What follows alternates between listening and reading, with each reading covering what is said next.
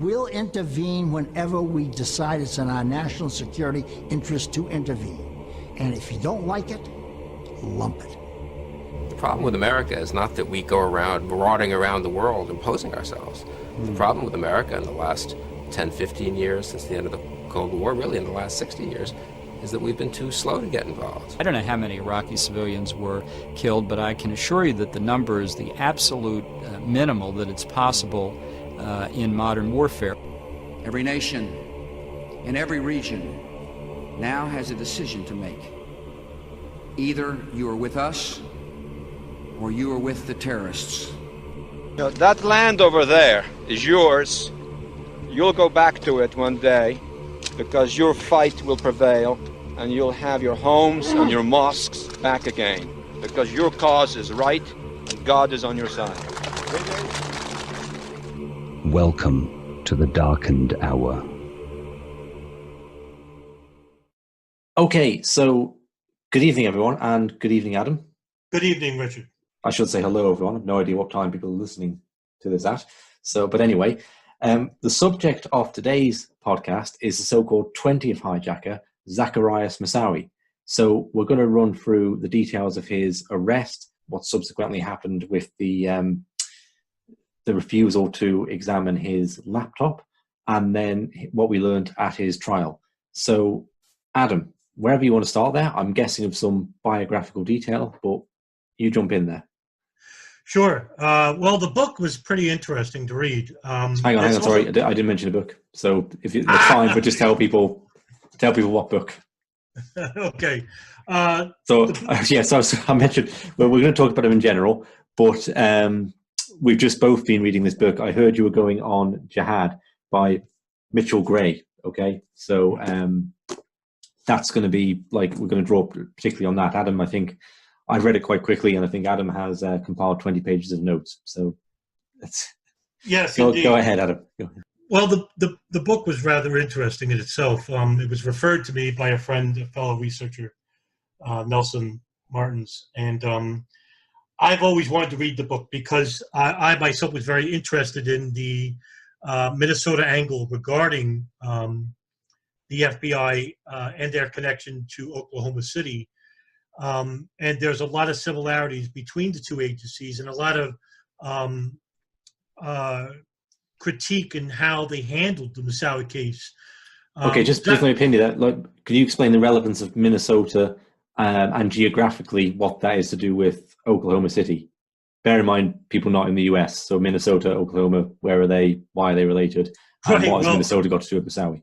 Right. Well, the Minneapolis, Minnesota agency, led by Bob Bowman, who is the heading supervisor there, and of course, everybody knows about Colleen Rowley, the whistleblower, and she was the chief legal counsel in Minnesota, and plus a 20-year agent as well.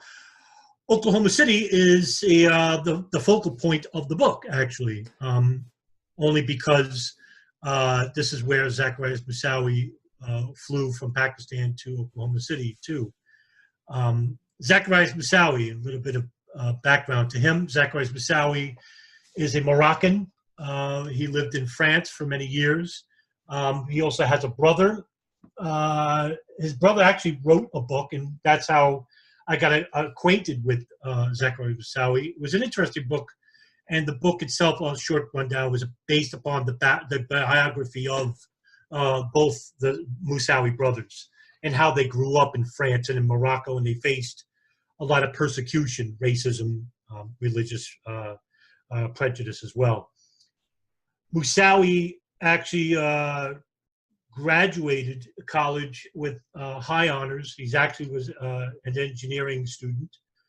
And then somewhere along the line, this is not known, it's actually speculated by the FBI, that Moussaoui met with Salafist preachers and members of a mosque in France. And it was them that persuaded Moussaoui to go to Pakistan and train with the Afghan Services Bureau there. About what age would he have been then, Adam? What age would he have been? Roughly, yeah. I approximately 19, 20 years old. Okay, so very, very, similar to the Hamburg that's crew, right. then, the sort of young men being radicalized. Right, exactly right. And because he experienced such harsh prejudices in his life, that he felt that he needed to belong. Now, this was covered by his brother too in the book as well. That the big reason why Moussaoui actually joined these radical groups like Al Qaeda was because he felt like he didn't belong to the outside world, and that they saw him as nothing more than a lesser or a terrorist because of his ethnicity. And he was very dark-skinned too, so that, a lot of the European races actually made fun of him. And he had a very rough life. I mean, growing up in Morocco too, but when they moved to France is where he was repeatedly, almost daily, abuses of racism and prejudice there. So he goes to Pakistan and he stays there for a year, or I think 10 months. In the book, it's stated that he's there from February of 2000, and then I think he leaves in February of 2001. He then enters the United States in 2001. He enters in February 2001, Norman, Oklahoma. Now, the FBI also states that it's highly speculative in their reports, written in their 302s, the FBI 302s, which is an FBI report, draft report. They don't know who in Pakistan he met that said that he needed to go to Oklahoma City. But a little bit about why Oklahoma City. Oklahoma City itself, it has a large Muslim population, and it has for the last 70 years, because Oklahoma City, Oklahoma itself, the state, is annually considered one of the best universities, the University of Oklahoma, in regards to studying geology and oil geology itself, fossil fuel industry. And so this attracted a lot of people from the Arabic background to go there. Plus, it's also very warm in Oklahoma City. It's a very humid state itself, Oklahoma. So there's a huge population of Arabs there. This is going back all the way to the 1950s with the construction of the North American Islamic Trust, or in short, NATE. I'll use that for short, N-A-I-T-E. NATE claims that they have 90% of ownership of all the mosques in Oklahoma, and they're known internationally in the United States. They have a huge organization led by many dignitaries in the Gulf. And so they have a lot of mosques, and they have a lot of Muslim centers in Oklahoma. And this catered to a lot of notable Muslims in Oklahoma. And one of them was a Sengali preacher named Najai, I forgot his name. El-Hajj Nadai, N-D-I-A-Y-E. El-Hajj Amadou Nadai. He's from Senegal, West Africa. And he's considered the most influential Islamic preacher in Oklahoma. And a lot of notable Salafist preachers in Oklahoma referred to him as their spiritual mentor. And a lot of these people are going to have a big influence on Zacarias Moussaoui later on. Moussaoui enters Oklahoma City, and he goes into a hotel and stays there for 3 weeks. I think the hotel was Residence Inn in Norman, and he stood there for a week. And he goes into the Norman Mosque itself. Now, this mosque is owned by Nadai. Nadai is actually the imam there, El-Hajj Nadai. And right away, Moussaoui, who doesn't give his real name, he actually goes by a nickname. And that nickname, what was that nickname? He was, I can't think of his nickname. I think it started with an M or something like that. But that wasn't his actual nickname. He just used it for some reason. But later on in the book, they found out that all the people that knew him in the mosque at that nickname, they lied about it. They actually knew who he was. And that, too, is speculation as to why the FBI couldn't understand as to how they knew him right away, whether he told them who he was and where he was coming from. But that was one thing Moussaoui didn't relate later on to the FBI. He wasn't very truthful about that in his interview with the FBI itself. So he stays there for a little while, and then he gets a residence, and he meets somebody named Hussein Al-Attas. Now, Hussein Al-Attas is a young student at the University of Oklahoma City. He actually knows Moussaoui by the nickname that he's given. I do want to get that nickname. I forgot. That's going to hurt because I think it was important. We'll quote and you get the nickname and say, okay, Adam, you've looked up the nickname, and the nickname is. Yeah, Moussaoui's nickname is Shaquille, and this is really important because the notable members of the mosque, the Norman mosque that Moussaoui visits, only know him by Shaquille. Now, there's actually two individuals who also play a big part in the book with Moussaoui. That's Suhaib Webb, who's an imam for another mosque, and he's a member of NATE, the North American Islamic group, and also to Menepa. His name is Menepa. Now, Menepa is a black Muslim. He's a black Muslim convert. And Menepa has a long history of criminal activities. He's a gun runner. He's also a gun owner. He shouldn't be in possession of weapons. He has a long felonious history. I believe it was bank robbery, and also domestic assault. And Menepa and Webb actually are prominent members of the Norman Mosque. Now, when Moussaoui visits here, everybody knows him as only Shaquille. These members only know him as Shaquille. So one day, the author of the book, Mitchell Gray, actually wants to learn Arabic. And so he knows a person by the name, he only knows him by his name is Ahmed. And so he has a relationship with him. His wife turns him on to Ahmed because he wanted to learn Arabic. And so they made a deal. And Ahmed told him, I'll teach you Arabic, but one day, because Mitchell Gray is also a lawyer, he's a trial lawyer, he asked that he wouldn't take money. Ahmed wouldn't. He thought that he wanted to propagate Islam by teaching him Arabic. But Ahmed made a deal with him, and Ahmed said, if the time ever comes, I need you for legal advice, you'll help me. And Mitchell Gray agreed. And so he wouldn't know that down the stretch that it would be Ahmed who gets the better of this deal. So a couple of days later, after the September 11th attacks, it was on September 11th, Mitchell Gray was at home, and he was watching the attacks on TV, and he gets a phone call. And the phone call is from Ahmed, and Ahmed tells him to come, if he could come to his house. He has a problem, which he needs legal advice. When he goes there, Mr. Gray meets Ahmed, his wife, and another individual. This individual is Menepta. And Menepta is a very nefarious individual. He's very tall. He was a former running back in college.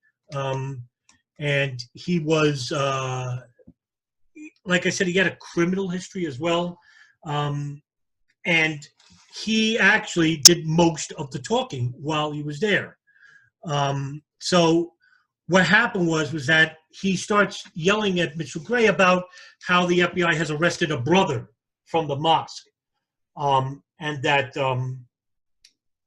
he needed his help, and they don't know where he's at, and that while he's there, Menepta is actually just yelling at Gray about how the United States is keep calling Muslims as terrorists, and there was one instance where there was an FBI agent outside some 7-Eleven store by the phone booth, and Meneptah actually noticed he was an FBI agent, and that he started yelling at the agent about why he's so prejudiced against Muslims. And Mr. Gray found that odd, how Meneptah knew that he was an FBI agent, thinking that Meneptah himself was either someone who was an informant for the FBI, but that's not really known, and it's not in depth in the book or not, as to how Meneptah knew this person. By the way, his full name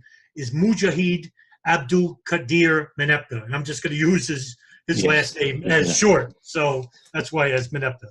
So while he's at Ahmed's home, he finds out that the person that they're talking about his name is Hussein al-Attas, and Mr. Gray does not know who he is, so he takes down notes about where he is. So Mr. Gray actually calls in the next couple of days to FBI offices in Oklahoma City who give him the runaround.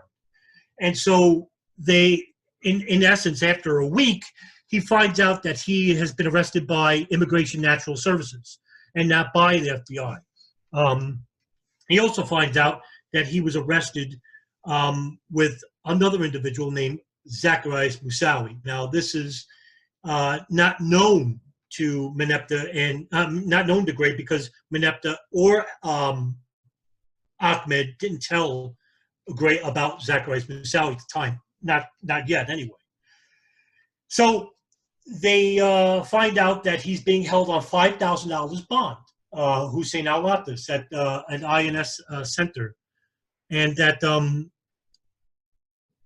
Mitchell Gray actually talks to Ahmed days later. He talks to Meneptah days later about that he's being held on immigration services. So they're desperate, and he's not alone. He's not alone being arrested.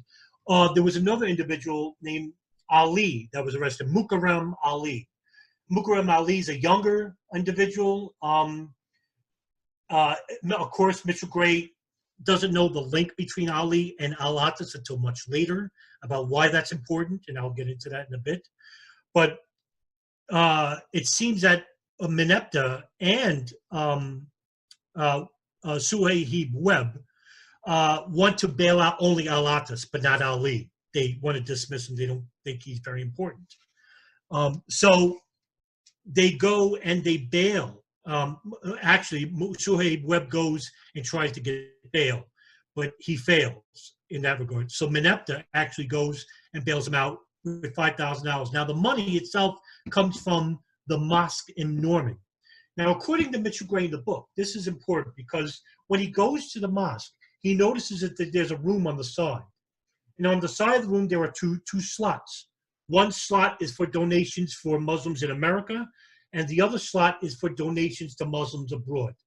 Now, in the book, he insinuates a bit of speculation here, and he's careful to suggest so, thinking that the funds are going to madrasas in Pakistan to support Muslims there, but he's not sure of that.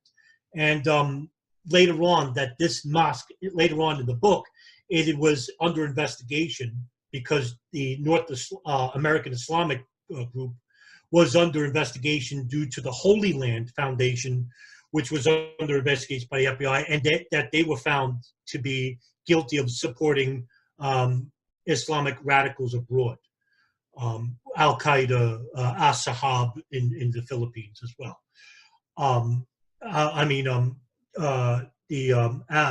Abu Sayyaf in the Philippines. I'm sorry, I said As-Sahab. That's in Africa. Now, so the mosque itself was found out to be absolved of any terrorist links, as well as Meneptah and Webb. And Mitchell Gray states in the book, at no point did the FBI find that Meneptah, Webb, or even Nadai, the Imam Nadai, had any links, direct links, terrorism links, to Islamic radicals. However, it is assumed that in the book that these people knew a lot of nefarious individuals abroad, especially one notable individual who was in Chechnya. And this is a person that we covered in the Chechen war, the Chechen Ibn Khattab. Just a short rundown, Ibn Khattab is a Chechen Islamic leader in Chechnya, and he is actually linked with Chechen rebels, Muslim rebels, and he has a close association to Osama bin Laden.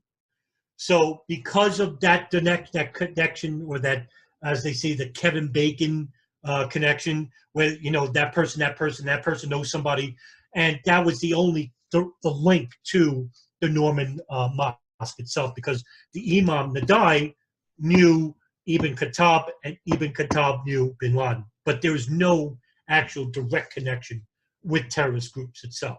And Mitchell Gray is very careful about in the book, which I actually liked about that, because you have authors that just assume and just speculate, and they consider that evidence. But Gray's being careful here. So what happens? So Al-Atas is freed on bail.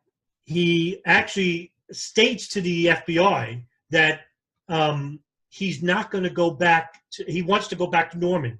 And Meneptah and Webb, they actually lied to the FBI, because when they go to INS, they're interviewed by the FBI, and he says the reason why they want him back was because he worked at the mosque itself, and he worked with children. There's a special wing of children that he teaches the Islamic Sharia law to. But they found out that this wasn't true. He had no intentions of going back. And the reason why was simple. A week prior to him being arrested, FBI agent Harry Samet gets a memo about Zacarias Moussaoui, who just arrived inside the United States. And Moussaoui actually goes to Airman Flight School. Now, Airman Flight School is located in Norman. It is a famous flight school that's been around for decades. It caters to a lot of foreign students that come abroad that want to learn how to fly. And so as Moussaoui was inside the United States, he from his hotel, he goes to Airman. In fact, the first day, by the way, as he's inside the United States, the first phone call he makes is to Airman Flight Training School, which was kind of odd, considering that he just got to the United States, and that's the first phone number he has in his notebook.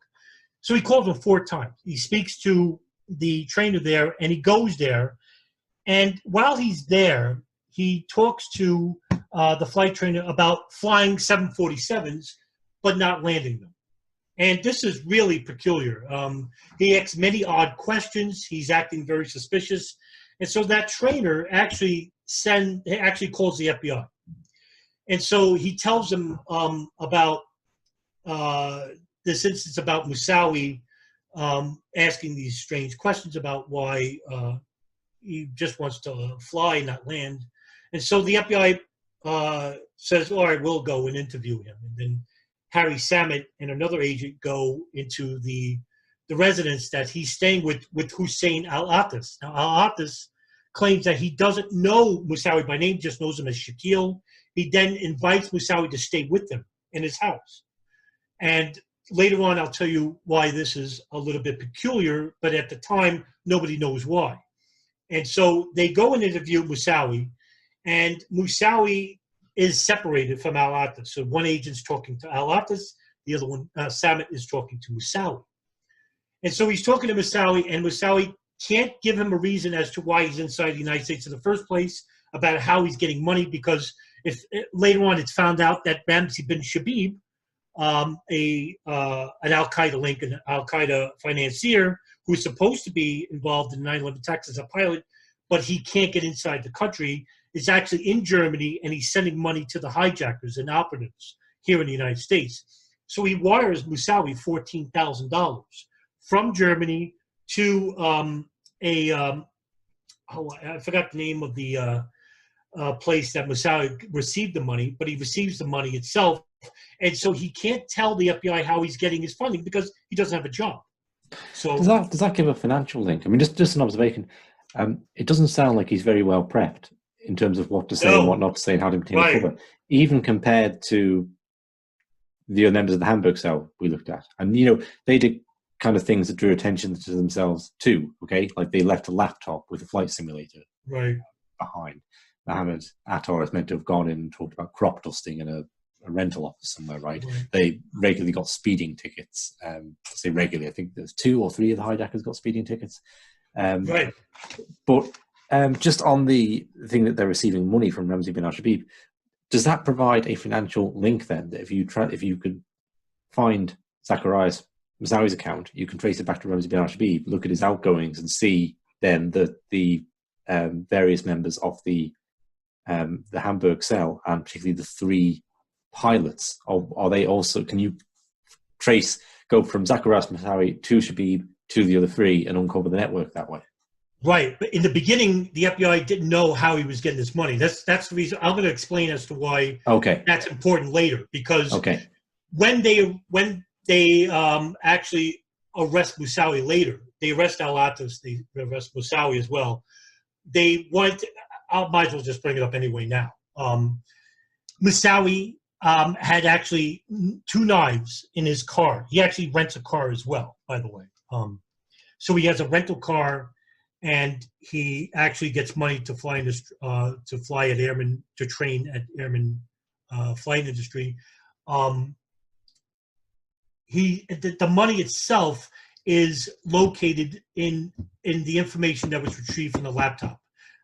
Now let me explain as to why that's important, because that's an important point that you raised. When Samet actually detains Al-Attas, actually immigration arrests Al-Attas, the FBI arrests Moussaoui itself. But Samet actually wants to open up a criminal investigation with Moussaoui. Now, he has to give a reason why. Now, this is very big, because Samet actually is going by his own inclination. He thinks Moussaoui is a terror operative. Now, he's inside the United States. He wants to do something that involves with a plane. And he comes up with a scenario thinking that this is a terror operative who's using a plane as a weapon. Now, he doesn't have direct evidence. The direct evidence would be whatever's in his house, whatever's in that house that Al-Attas is residing in. Now, he needs a warrant. He can't get a warrant because Moussaoui is a foreign national. So he has to get what they call a FISA warrant. And the FISA warrant is the Foreign Intelligence Service Amendment. Now, that is for people who are acting as a foreign agent, not for domestic. Since Moussaoui is visiting the United States and he has a visitor's visa, a tourist visa, a foreign visa, he can't get a regular warrant through the U.S. courts. We're talking about Harry Samet, the FBI agent. He has to get what they call a FISA warrant. Now, a FISA warrant, in regards to what Samet did, Samet made a little mistake, and he opened up the Moussaoui case as a criminal case, not an immigration case. If he opened the case as an immigration case, he probably could have showed. Now, but Mitchell Gray, the author, says that's not true, because he had a ton of circumstantial evidence that shows Moussaoui himself, his actions, actually could have led to a FISA warrant by any court in the United States, much less a court in Oklahoma City. But because he opened up a draft regarding a FISA warrant, he then sends it to Mike Maltby. Mike Maltby is the supervisor to Henry Samet, and so he sends the draft to Mike Maltby and says, "I need a FISA warrant to search Moussaoui's laptop and the residence of Hossein Al-Attas, in which Moussaoui was held in." And so the FISA warrant itself was shot down because Mike Maltby actually says that, no, you don't have enough circumstantial evidence to show that this is true. And so right away, Harry Samet is complaining to supervisors abroad. He can't believe it. He's like desperate. He says, I know this guy is here to do something harmful. Now, this is on August 21st, 2001. Mitchell Gray suggests in the book that the FBI had already previous information to Moussaoui's arrest that led to them knowing that there were so many warnings that had been blinking red from Phoenix, from Minnesota, from New York, and from Oklahoma City, to show that there were people here flying in training centers. Now, one of them was called the Phoenix Memo, and that was drafted by Ken Williams, who's an FBI agent out of the Phoenix office. And he sent that memo to Director Robert Mueller. Colleen Rowley, who is a long-term FBI agent and also assistant legal counsel lawyer for the FBI in Minnesota, actually states that she read the FISA draft by Harry Samet, and she complained to Robert Mueller saying that Samet's information was well enough to show that they could have had a FISA warrant, which could have gone through Moussaoui's laptop, excuse me, and Al-Atta's home. Fast forward to 9/11, the day of 9/11.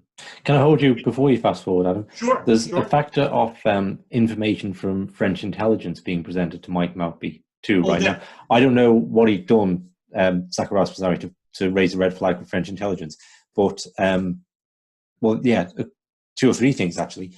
The British knew about him, the French knew about him, and he'd been at the Malaysia summit. So the CIA knew about him, but they claimed under a different name, right? So when the French intelligence said, is presented to Mike Maltby and said, he's known to French intelligence, he said, well, we don't know it's the same Zacarias Moussaoui, right? Like there could be another Zacarias Moussaoui in France. Now, I'll put a question in and you answer it when you like. Sure. Okay, so you might want to fast forward to 9/11 first and leave it. But this is kind of like a key issue because we see like 4 names associated with the decision not to open the laptop, right? To not get permission for that. One of them, other than what we've discussed, is Tom Wilshire, who we've discussed, who was seconded to the FBI from the CIA. He's in the Bin Laden unit at the CIA and is really like maybe you could say the key figure in not passing on the information about the 2 West Coast hijackers to the FBI. So it's just interesting that he reappears there to do with suppression of another potential hijacker, and information comes to light about that. And the other is a figure called Dave Frasker, who was the supervisor of the FBI, and he was involved in also with the Ken Williams memo and the investigation of Robert Wright, the FBI agent, into funding for Islamist terror. And also, as Sander Hicks, our friend Sander Hicks, documents, with the undercover agent Randy Glass, which is a bit of a different story, but you can point to like 4 things about Arab terrorism inside the United States that Dave Frasker is there present and effectively keeping a lid on, right? And this is why Mike Rupert, the LAPD narcotics investigator, who wrote, I don't know, maybe in my mind, it's like the first really big comprehensive book on 9/11. You know, I forget the publication date off the top of my head, right? But from was Crossing the Rubicon, okay? And he brings up the case of Colleen Rowley and Zacarias Moussaoui's laptop and points to Dave Frasker as a man who is working for the agency or something, the CIA, to keep information suppressed.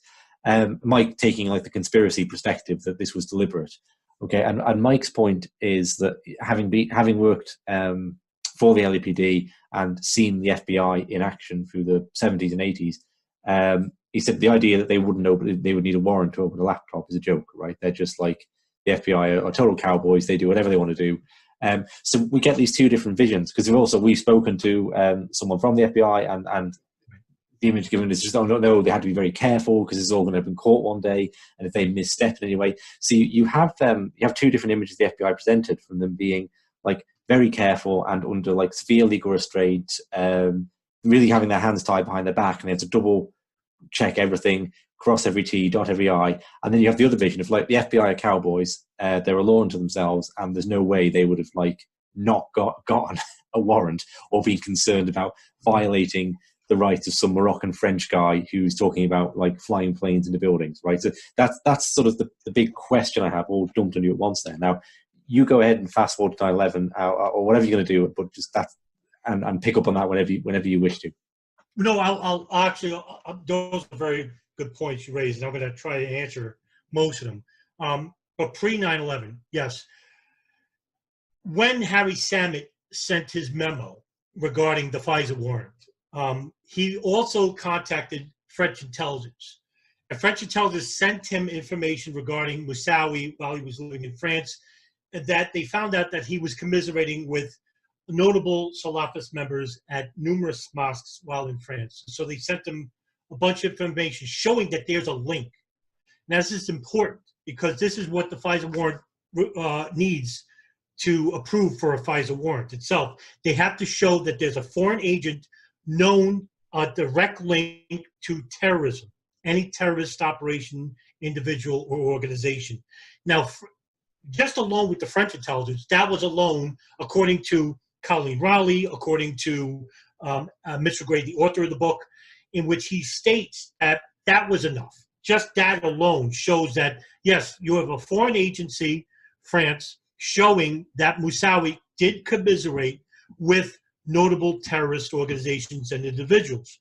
And not only that, you also have the interview of Moussaoui himself, where he actually states that with Al-Attas, it's actually Al-Attas interview that implicates Moussaoui. And I don't know whether that was deliberate or not, but when the interviewing agent interviews Al-Attas, Al-Attas says that Moussaoui has a problem with the United States and Israel, that he would harm Americans if they were to harm Muslims.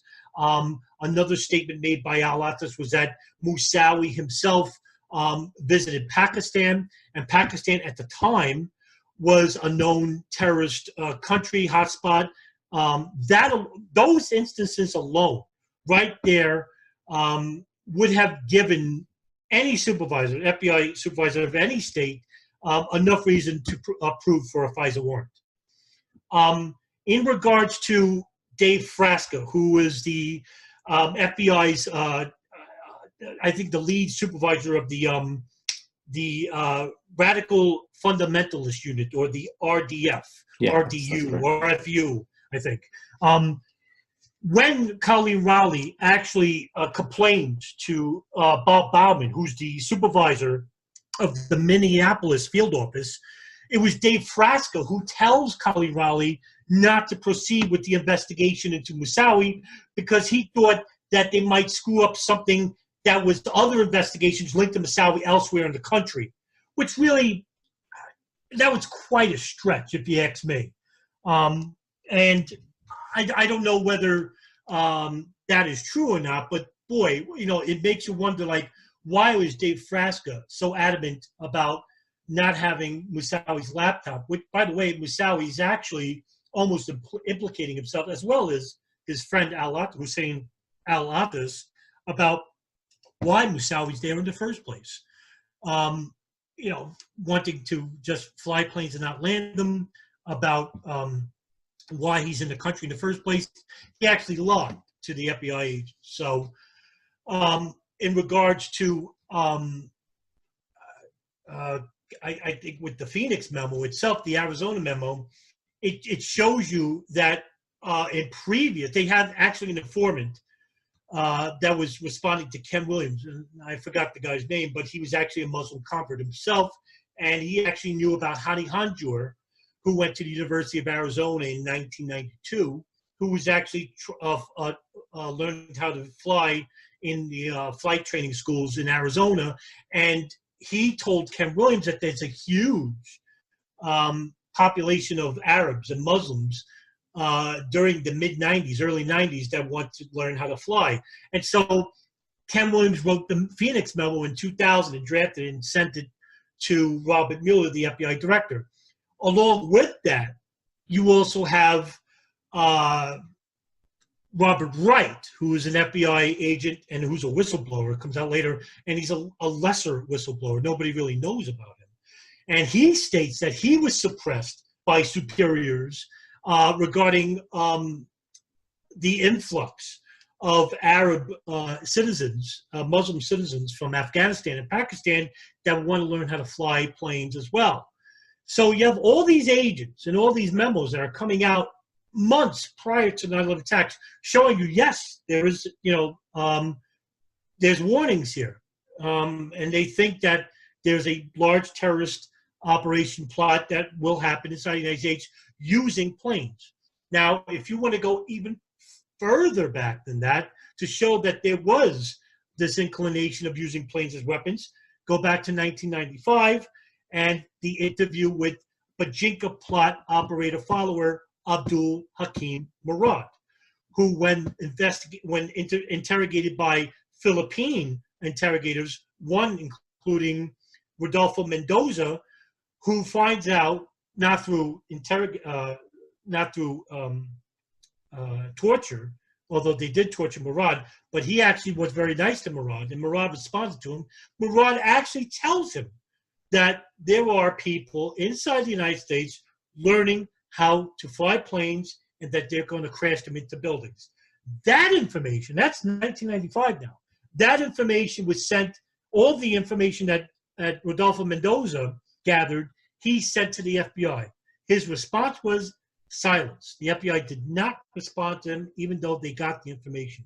So that's 6 years prior to 9/11, let alone the Colleen Rowley memo, the Harry Salmon memo regarding the FISA warrant, and Bob Bowman and Dave Frasca and Mike Maltby all shooting them down. And it came out later that through Rowley's personal letter, she wrote a personal letter to Robert Mueller, the FBI director, stating that what she thought was the problem. The problem was that there was a huge disconnect between FBI superiors, headquarters, and the agents on the field. The agents on the field in New York, in Phoenix, in Minnesota, in Oklahoma, all knew way back in 2000 that there was a problem of fundamentalists, of Arab citizens, Arab foreign citizens coming into the United States, and all of them, most of them, were learning how to fly in flight training schools in those cities.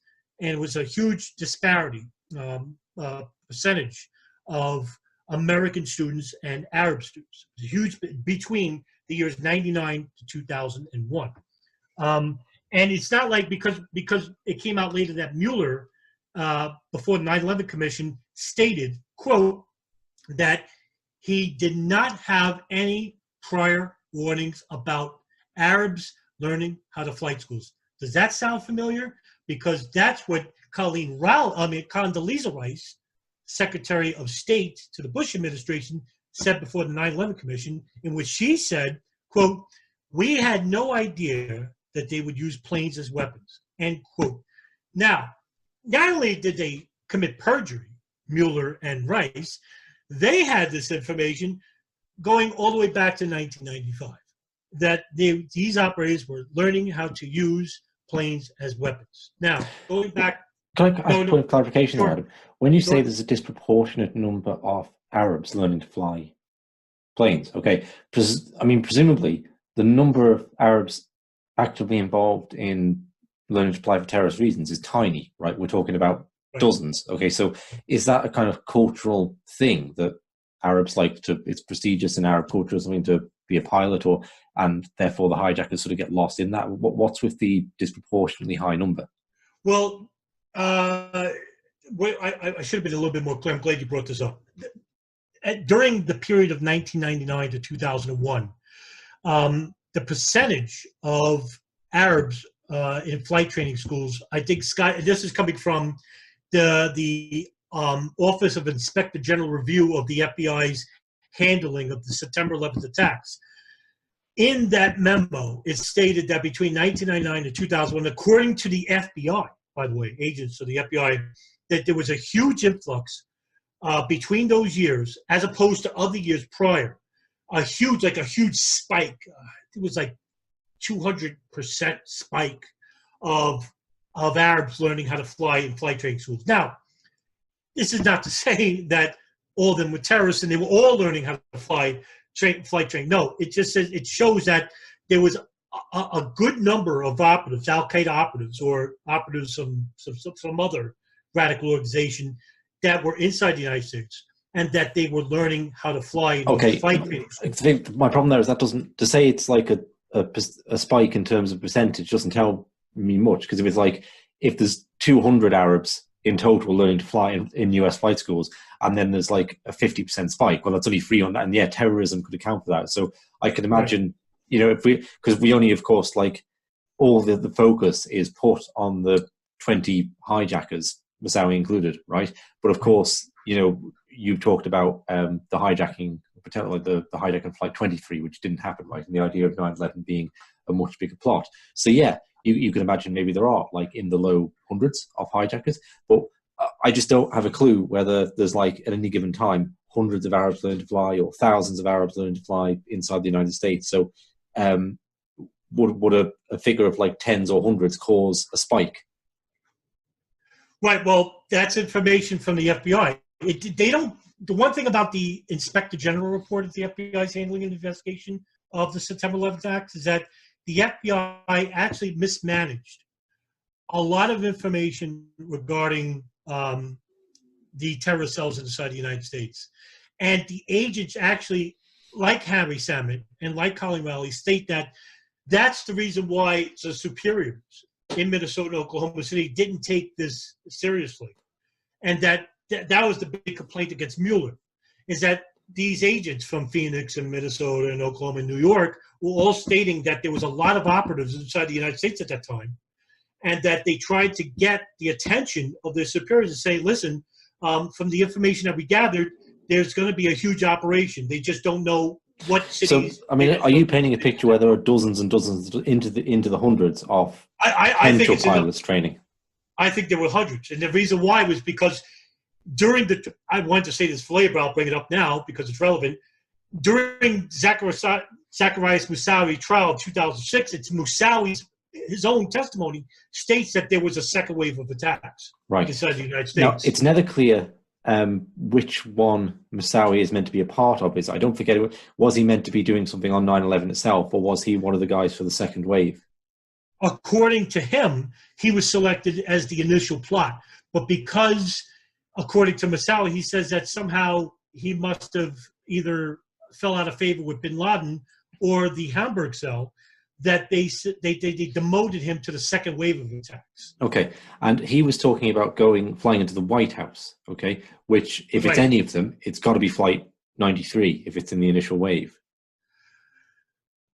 Okay, now, according to the testimony of the flight attendant, Sandra Bradshaw, who is a flight attendant of Flight 93, that memo actually could be retrieved by archive.org.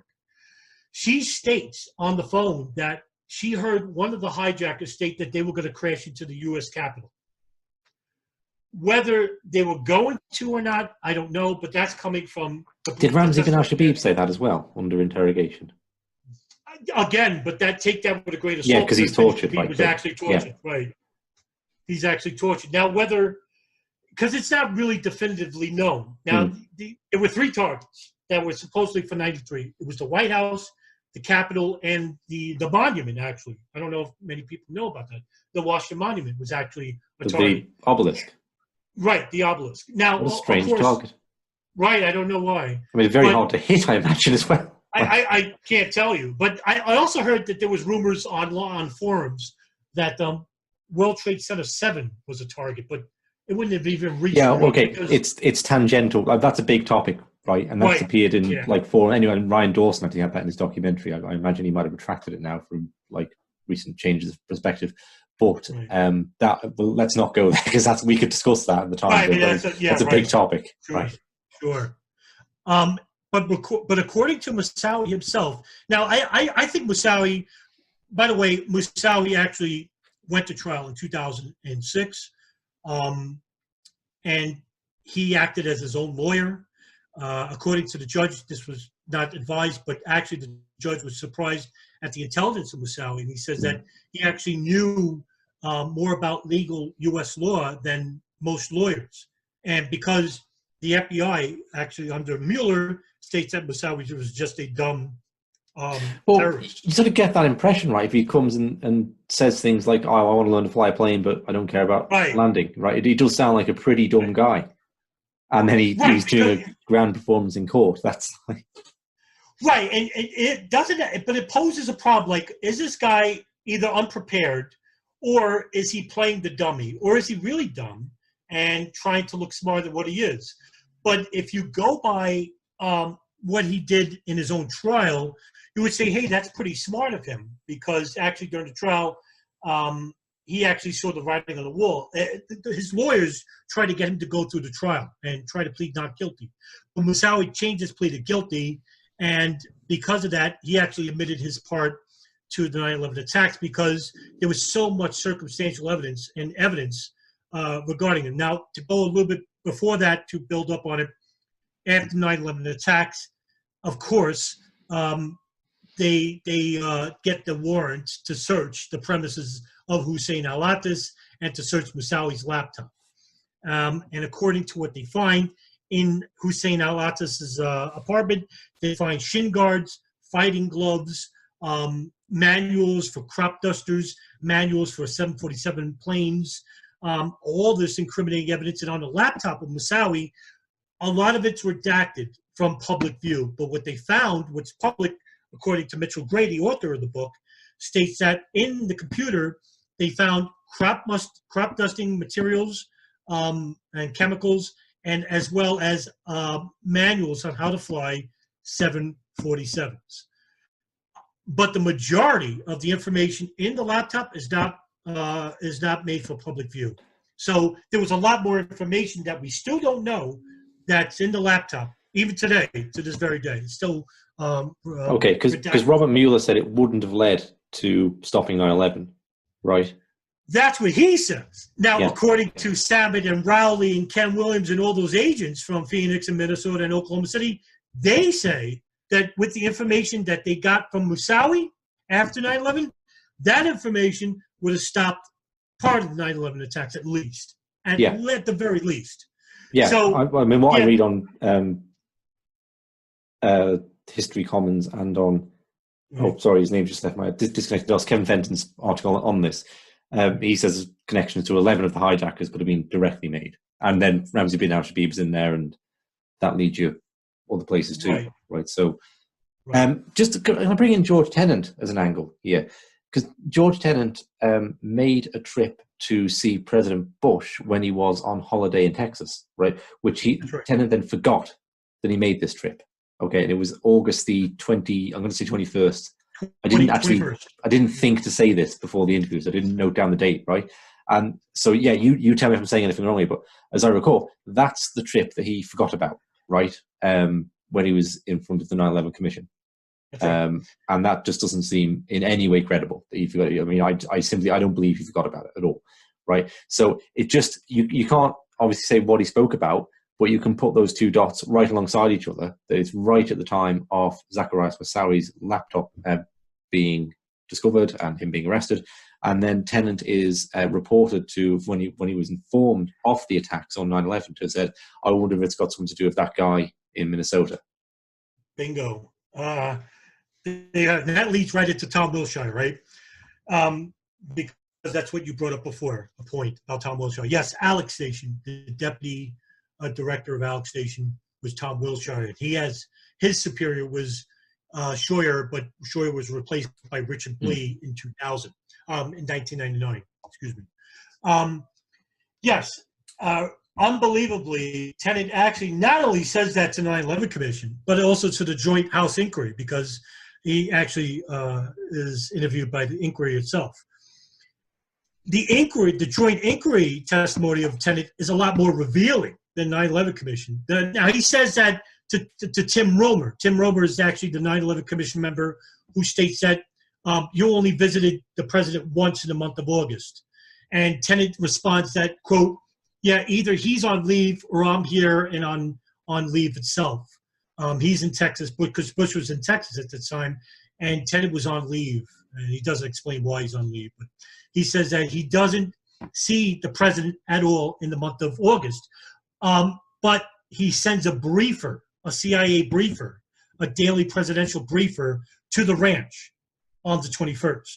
Now, that's really convenient, because now what does that tell you? Tennant actually has no link to whatever's briefed on to the president, but what's briefed to the president is the information that was gathered from Ahmed Wassem, the Millennium Plot Bomber. In what he states in the brief, most of the information from that interview, it states that bin Laden is attacking the United States and using planes as weapons, but he doesn't state which cities, what time, whatever, the details, the fine details. But to go back to Alex Station. Sorry, can I just pause you there a second? Yes, I was, in my mind, George Tenet definitely visited the president himself, right, and was not honest about that. It wasn't a briefer that was sent. Am I right? Am I right or wrong about that? He actually states before the joint inquiry and to Tim Romer that when Tim Romer actually goes, you don't see the president, there's a quote, you don't see the president once in the month of August, and Tenet states either, quote, no, either he's on leave or no, either I'm on leave or he's down in Texas. And then Romer follows up, quote, then who sees the president on the 21st? Quote, Tenet says, the briefer, the presidential daily briefer from the CIA. And you don't have any information that contradicts that? Is there any information I can't? No. That's coming from Tenet's mouth himself. Interestingly enough, Romer's like in shock. And then the next thing he gets, he goes, like, first of all, you can see in the video, if you ever see the video, Romer's like, he cannot believe that Tenet doesn't see Bush in this month, because this is the month that Alex Station's Richard Blee and Tenet go and run and have that emergency meeting with Condoleezza Rice and the State Department saying something big is going to happen inside the United States. And then Rice dismisses it and says that your information is vague, in which it was. But the information is coming from information from Alex Station. However, that information is not shared with the FBI itself, and the FBI agents of Mark Rossini, Doug Miller. Tom Wilshire, the deputy director, actually states that we're not going to let Colleen Raleigh and their information try to open up Moussaoui's laptop, because it's not for them to open up. It's not their the information that's gathered from Alex Station is not for the FBI to know. Now, he does this to the Doug Miller cable that we spoke about previously, in which Doug Miller states that he wanted to share the information of Khalid al-Mihdhar and Nawaf al-Hazmi having U.S. visas to FBI, and that Tom Wilshire didn't want the information from Alex Station to be shared with Raleigh to help in the FISA warrant of Harry Samet and to open up the laptop. And, of course, 9/11 happens. It's all too late. Doesn't matter. But, of course, the laptops, and they get the warrant anyway to open up the laptop and to search Al-Atta's home, and all this incriminating evidence is there. Now, when the FBI gets this information, and of course everyone's deflated, Harry Samet is like, he's emotionally destroyed, because he actually believes in his heart that he thinks that with the information that they gotten out of the apartment, the laptop, they could have stopped 9/11. Yeah. Whether, now, let's just hypothetical, whether he believes that or whether that could have been true, that's a big stretch, because Samet couldn't have known anything about al-Mihdhar and al-Hazmi and Hani Hanjour out west. He wasn't privy to that information, because that information wasn't shared with the FBI to begin with. And that's, of course, blame from the CIA's Alex Station. So that part of the plan could have went through, even if they stopped the Hamburg cell in the east with the information that they got. Now, the finer details was brought out in the Moussaoui trial. And Moussaoui actually went against the advice of his lawyer and states that, yes, he's guilty. And he pleads guilty to a number of crimes. Title 18, which is a criminal act against the United States using aircraft to smash into American targets. He pled guilty to conspiracy to embark on terrorism inside the United States. It was like 5 other counts as well. And then they have a penalty phase called the penalty phase that comes out. So Harry Samet has to take the stand. And Harry Samet knows that the information that he has is relevant to prosecute Moussaoui, even though that the defense attorneys for Moussaoui claimed that a lot of it is speculation, and he could be held to perjury, which could destroy Harry Samet, on the other hand, if his information is not valid.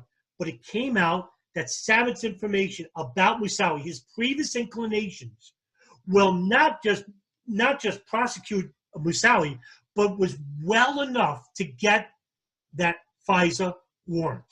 So in other words, the superiors that shut down Samet, saying that all the information that he had prior to August 2001 was just speculation, it was more than enough to warrant a FISA warrant, which could have led to the information that they got after 9/11. So in other words, that they could have probably prevented part of 9/11 with the information if they had that FISA warrant, right? So it makes you wonder why Dave Frasca, why Tom Wilshire, why Robert Mueller and Mike Maltby were so adamant and not in denying the FISA warrant claimed by Harry Samet. Yeah.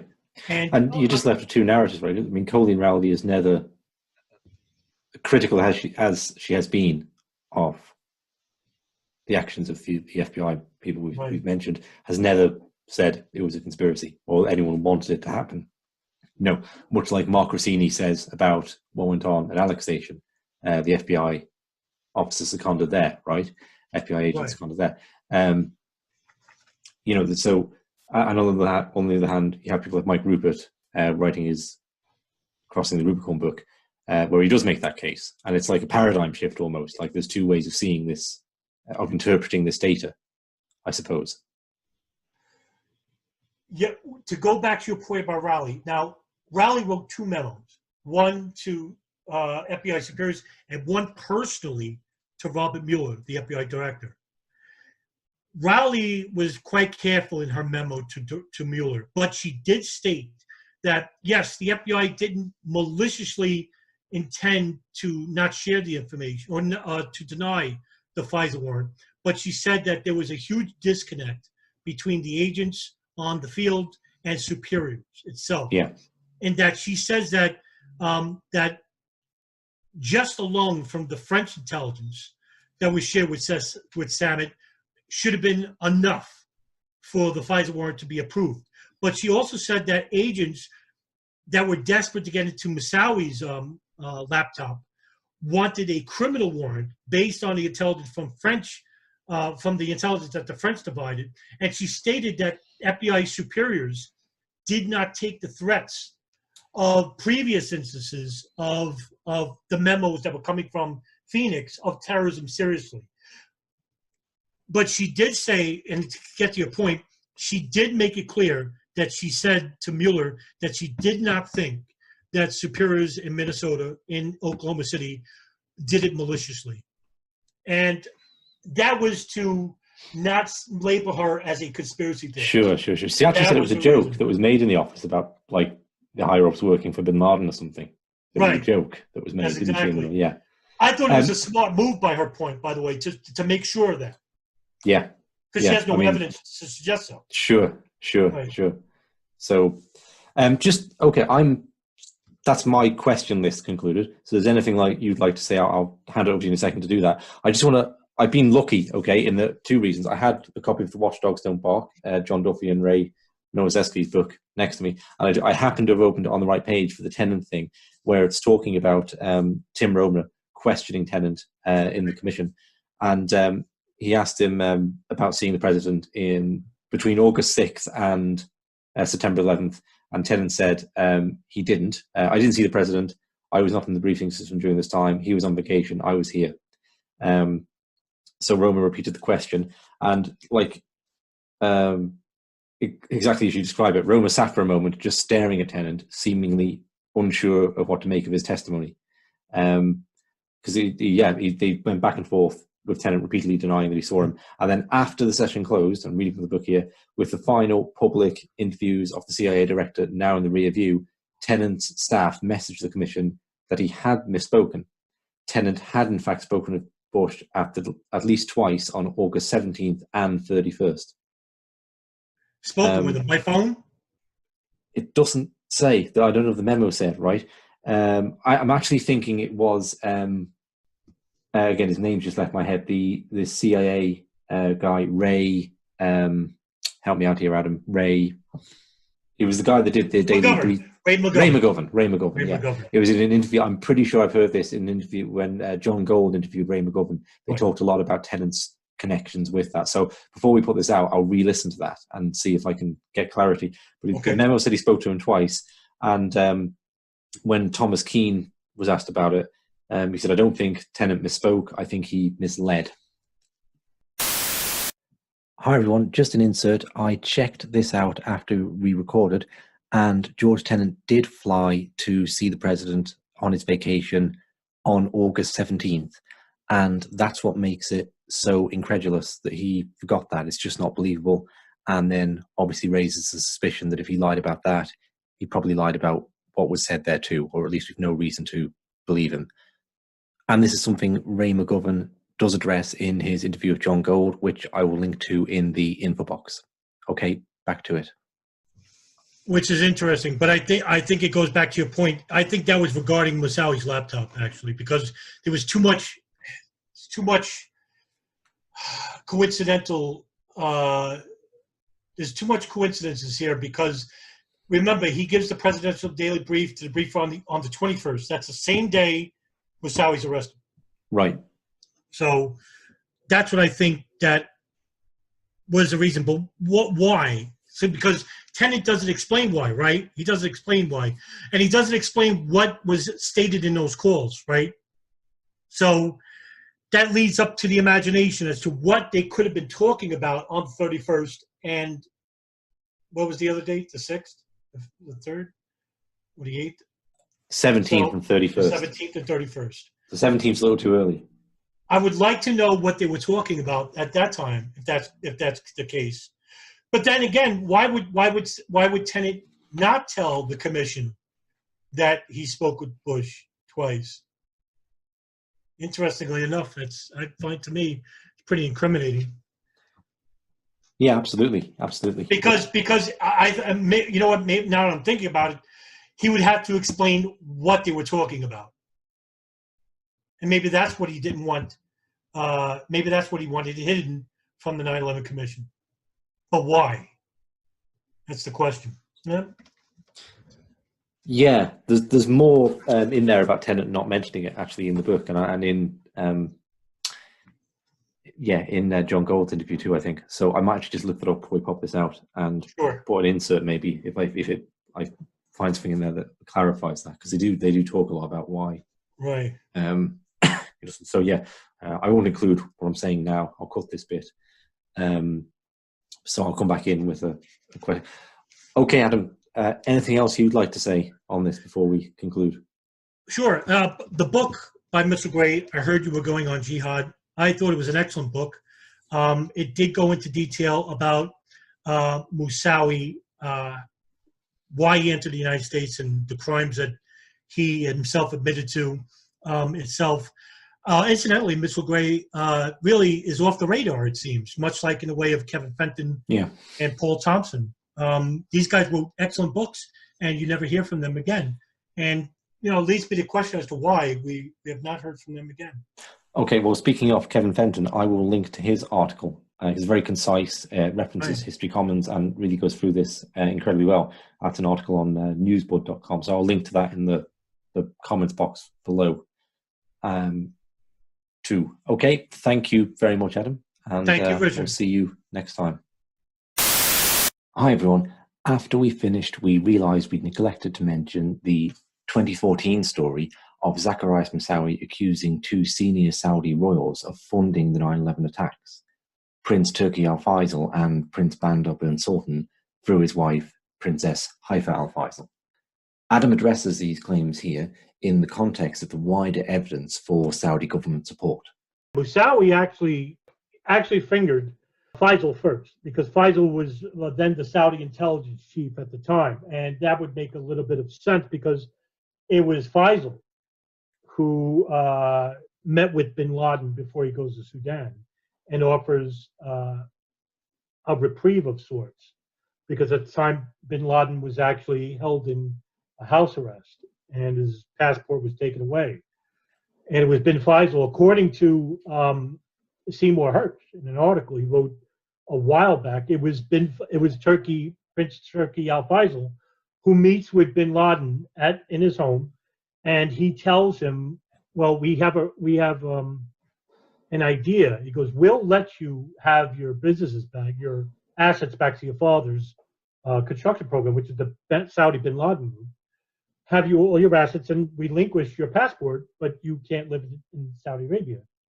And so the idea came from Hassan al-Turabi, who's head of the National Islamic Front in Sudan, who offers bin Laden temporary residence. And he takes him up on the offer. He actually sends a couple of emissaries from Al-Qaeda there.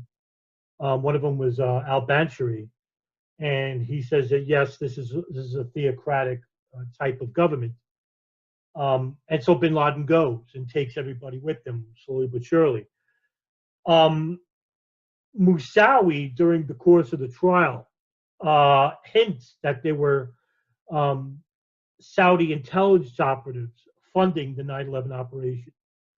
And afterwards, he then makes the bold declaration in a letter to the presiding judge who sentenced him. And he writes this letter and he states that Prince Turki Al Faisal, Prince Bandar bin Sultan, who was the Saudi ambassador to the United States, and Prince Al Tawid bin Talal, who gave funding to Saudi nationals through Riggs Bank, and that the funding was then extracted by the wives of the Saudi nationals inside the United States, of Omar al-Bayoumi and Osama Basnan, and the wives of the Saudis themselves, of Prince Bandar bin Sultan, then sent periodical checks, monthly checks of anywhere between $5,000 to $10,000 for the next 24 months between the years 1999 to 2002.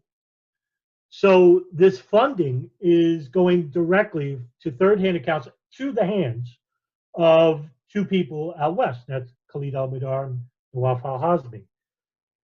The connection is made through wire transfers, and it becomes almost like it's now solidified with the testimony of Moussaoui. Moussaoui's already in jail. He's doing life in prison. He's in Adamak State, Colorado prison. So there's no, I guess, there's no reprieve for him. And why would he make this up? I believe it's true. It's true anyway, but this really brings home the fact that the Saudi government, most of those who are still in function today, bin Sultan is still around, and so is Talal and Faisal. In fact, Talal is still he's a billionaire investor for most of the southwest of the United States. He's friends with Hillary Clinton. He's also friends with certain elements within the Trump government, because he's a big-time prominent Saudi investor who has a lot of interest here in the United States and vice versa. So they're willing to protect these people at all costs. And incidentally enough, when Moussaoui came out with this revelation, Ramzi Youssef, who was a suspect in the 1993 World Trade Center bombing, also doing life at Adamak State, Colorado prison, actually sent a death threat to Moussaoui. So why would he do that in that term? I don't understand why, but maybe it's because Youssef himself also may have had contacts with the Saudi government in terms of funding for 1993. That is also speculation, by the way. But it is hard. It's hard to think of that, right? Like why Youssef would be so loyal to the Saudi state after spending 15 years in that point in jail, even if he did have funding from them. And it's not. I mean, one of the things that's strange about the 93 bombing was the absence of money they had. They didn't have enough money to get poor old, what's his name, a plane ticket out of the country. Mohammed Salome, that's the one, So right, it's a whole strange thing, and there's no obvious reason why Youssef would want to protect the Saudi state. Right, and I think that funding came from Osama bin Laden's brother-in-law, Mohammed bin Khalifa, Mohammed Jamal Khalifa, who actually was getting funding from the Saudi government to prop up businesses in the Philippines. And that would make sense because that's where Ramzi Youssef trained Right. in the Philippines with Abu Sayyaf and learning how to create urea nitrate bombs and, of course, small hand grenades and makeshift bombs as well. And there was a big bombing campaign in the Philippines in the mid-1990s, actually. Incidentally enough, there was also an FBI informant and also an informant for the Philippine National Police, Edward Angeles, who actually I'll stop you there, Adam, because I'd love to talk to you about Edward Angeles, but I think we should do an Edward Angeles episode then, and not. Right, so we just wanted to, because we didn't mention this in the first sort of run through, but it's an important thing to mention. We've talked about Omar Bayoumi and the connection to the hijackers in previous episodes, the whole Saudi funding of. And I'll talk about it again, but it's just worth linking in there, So thanks. I don't want. I'm glad you cut me off because I would have just kept going. Yeah, I look forward to that and the whole situation of the Philippines and the connection maybe to the Oklahoma City bombing and all the rest. A lot to say about it, but not for now. Okay, thanks, Adam. Thank you.